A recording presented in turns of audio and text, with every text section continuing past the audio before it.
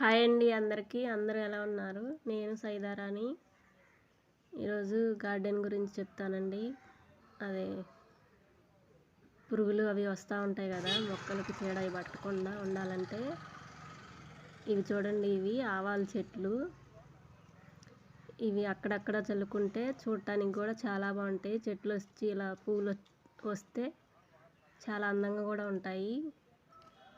సీతాకు చిలుకలు కూడా వస్తూ ఉంటాయి. చూడండి ఎంత బాగున్నాయో.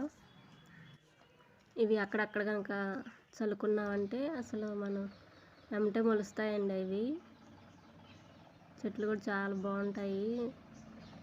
పువ్వు వచ్చిన తర్వాత అందంగా చాలా బాగుంటాయి పచ్చగా. అలా వేసి చూడండి, చీడపీడలు కూడా ఏమి చెట్లకి ఆశించవంట. ఇది రేగి చెట్టు అండి. చూడండి, సంక్రాంతి అయిపోయిన తర్వాత ఇప్పుడు కాయలు పడుతున్నాయి. ఇది మా గులాబీ చెట్టు అండి. ఇది కొమ్మే నాటాను నేను, చిన్న కొమ్మ. పోయిన సంవత్సరం ఇదే టైంలో నాటాను. చాలా పెద్దదైపోయింది చెట్టు. రేక్కాయ చెట్టు చూసారుగా, వాటి పక్కనే మొలిసింది. అది కూడా ఉన్నీళ్ళని ఉంచాను నేను, కానీ కాయలు ఇప్పుడు పడుతున్నాయి. గులాబీ పువ్వు చూడండి ఎంత బాగుందో. ఇవి కాగడా మల్లెలు.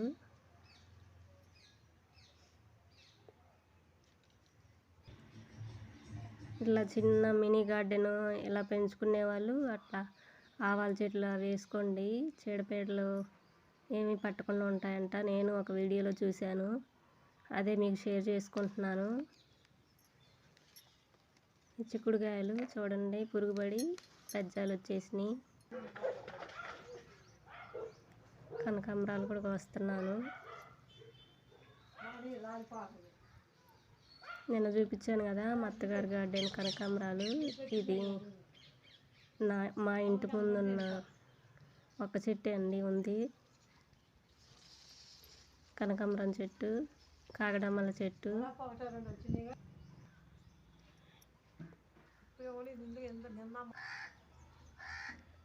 అలా కోసుకొని కొన్ని వచ్చినాయి. ఇది వచ్చి పూల్లో మాల కట్టుకుంటాం కదా, మరువం లాగే ఉంటుంది, కానీ మరువం కాదు. మరువం అయితే వాసన వస్తుంది, మంచి వాసన వస్తుంది. ఇది వాసనే ఉండదు. నేను చిన్నది కొంచెం అలా ఉన్నదాన్నే నాటాను.